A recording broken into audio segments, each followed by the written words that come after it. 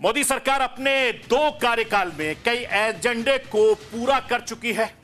अब मोदी सरकार के एजेंडे में जो उनमें से एक वक्फ बोर्ड और दूसरा एक देश एक चुनाव। एक देश एक चुनाव इस वक्त जेपीसी के पास है।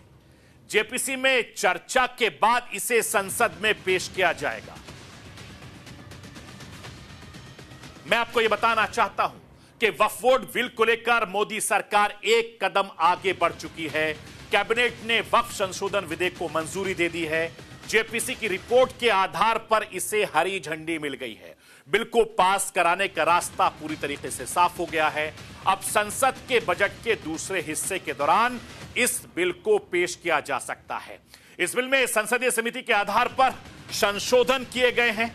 अगस्त 2024 में लोकसभा में यह बिल पेश हुआ था, लेकिन विपक्ष के विरोध की वजह से इसे संसदीय समिति को भेज दिया गया। बाद में कुछ संशोधनों के बाद जगदंबिका पाल की अगुवाई वाली इस समिति ने 655 पन्नों की रिपोर्ट सौंपी थी।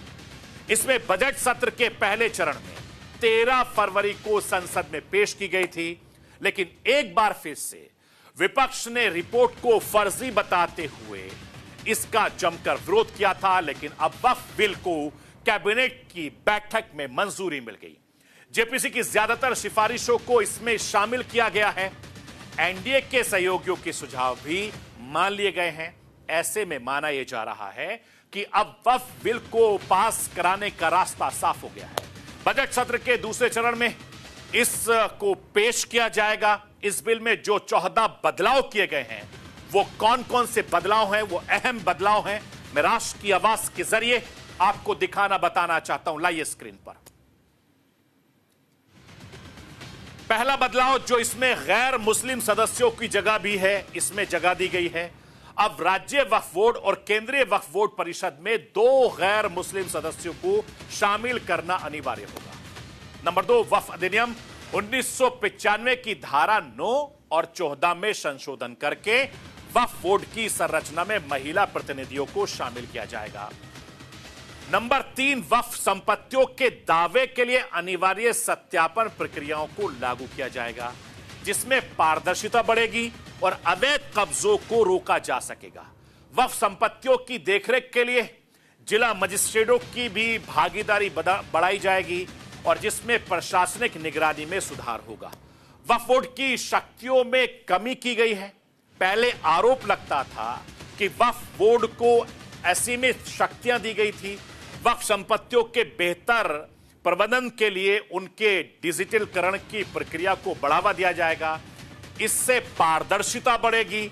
वित्तीय पारदर्शिता को सुनिश्चित करने के लिए वक्फ संपत्तियों को ऑडिट प्रणाली के सुधार किए जाएंगे। अवैध कब्जों की रोकथाम होगी। और यह बड़ा आरोप लगता रहा है कि वक्फ दूसरे की संपत्तियों को अवैध तरीके से कब्जा कर लेती है।